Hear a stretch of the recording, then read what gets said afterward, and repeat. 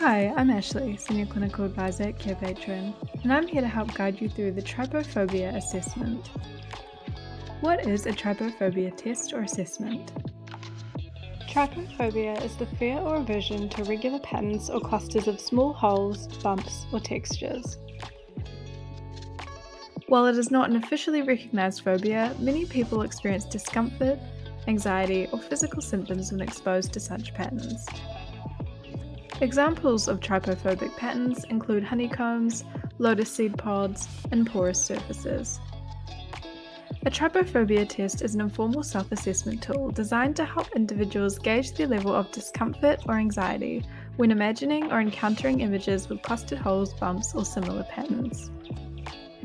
This test may provide insight into one's sensitivity to trypophobic patterns, but it is not a diagnostic tool. There are a variety of healthcare professionals who can use this, but this mainly concerns therapists and counsellors. How to use a trypophobia test. The first step is to fill in the patient information and read the rating details.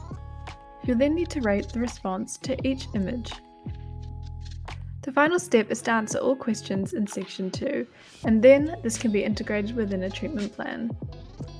To view a sample assessment of the Trypophobia test, feel free to visit carepatron.com where you can access it and download it for free. You can also access the assessment via our platform, filter by community and by assessments.